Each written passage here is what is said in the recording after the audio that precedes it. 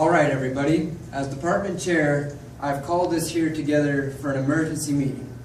Now I was on a geo trip in Peru, just got back, and it appears that there is an alien civilization right here in Machu Picchu. And they have shot a series of poisonous chemical bombs that are headed straight to campus. Now we have no idea about the chemical structure, about the kinetics, the properties, or anything that's really happening here, but I suggest that we begin by modeling it just like a cupcake. Now we're going to need all hands on deck to figure this out. Does anybody have any suggestions? Dr. Hecker, where are you going?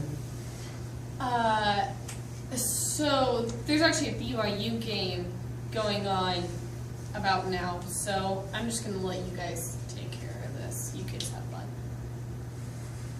Alright. Well, I believe I just got an email from Dr. Fletcher. Let's see what Dr. Fletcher's email says. Dr. Fletcher says, "This may be hard, but we can do this. Let's start with a lawyer talk."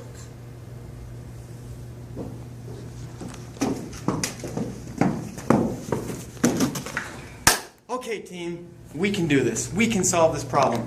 Here, have some candy to get your mind working. This will help you get your minds going. Here's one more. Who wants another one? Who can answer the question? Okay. All right, let's solve this problem.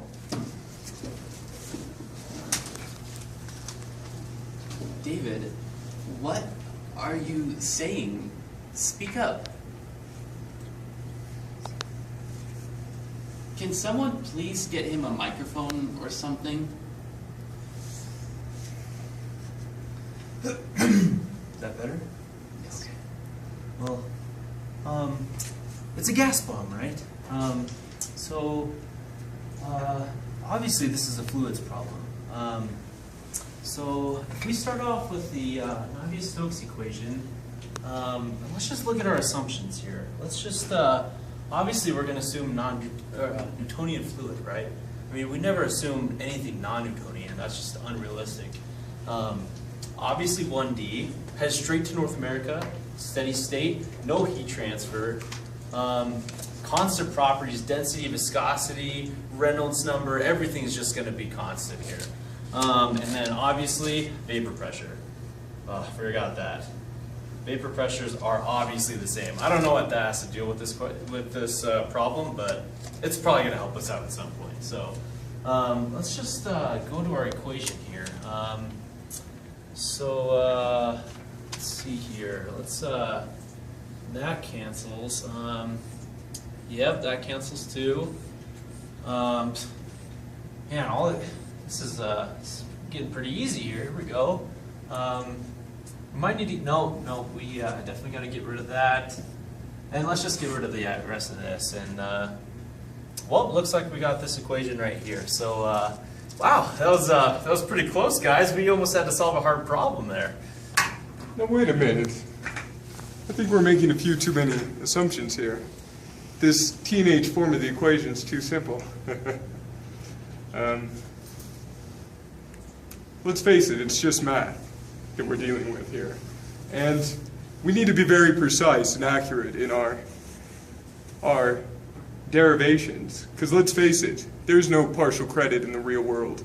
And we kind of need to hurry here because I'm on my 4th page of the fugacity on my 12th exam in the semester. Let's just start by assuming that this is a giant black box. What? How is that going to be any better? Guys, it's not that hard. You just have to get everything exact while thinking of every possible parameter at the same time. Time. You know what this new room needs? Bigger clocks. Why does it need bigger clocks? Because, well, phones and computers aren't always what they're cracked up to be. They're not the best thing at telling time. But you know what the Cougar could do without? Cougar could do without fresh pizza. I mean, what is that stuff anyway? If we could just have like Domino's, Pizza Hut, or how about I just go get a Doritos Locos Taco? Tommy, focus. Before you went off on this tangent, you sounded like you knew what you were talking about, like you've done this before. If so, please continue on. Well, never actually done it before. I've just read about it and modeled it. But that's not really important, because I have some other things to get to, and got to make sure that the L3 gets done on time and that the career fair has the correct dates, so I'm going to have to catch you guys later.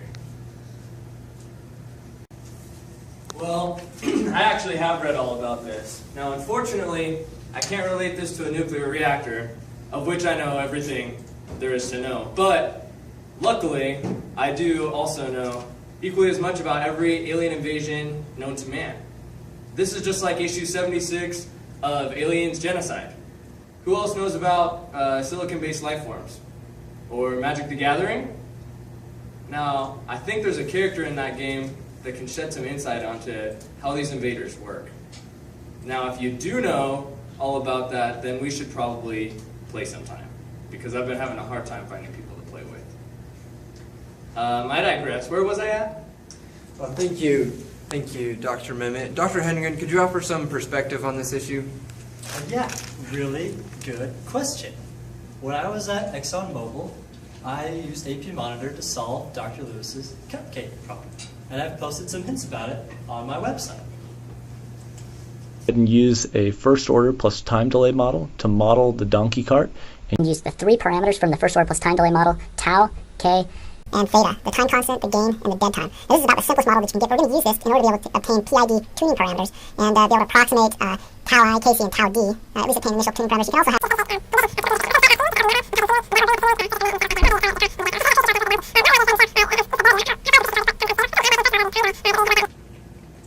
Yeah, so this has been a really productive meeting. How did you possibly come to this conclusion? Well, perhaps I'm being a little too harsh. After all, I don't have any experience diffusing alien gas bombs. Perhaps we should go back to David's model, adjusting it just a titch.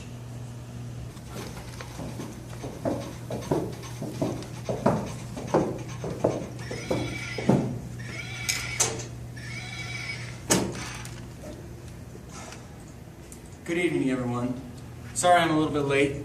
When you start your mornings at 4 a.m., bedtime comes a little bit early. But my engineering horse sense was tingling, so I came right away. And I brought some mind-enlarging exercises that'll help us solve this problem. And luckily, I did them in all sorts of different colors. Some light yellow, some tan, and any sort of pastel color you could ever want. So, take one down, and let's do these mind-enlarging exercises to help us solve this problem. Sorry I'm late, everyone. I was just at a conference in Norway where I was presenting my plan for a dark matter-powered car. But, and then, you know, on the way home, I had to stop by the Queen of England. And then, you know, on the ride, I was solving the world's energy crisis. But, Dr. Lewis, I got your email, and I think I know how to solve our problem.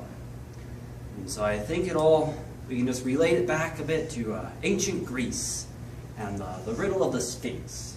So you know, in ancient Greece there was this man named Oedipus.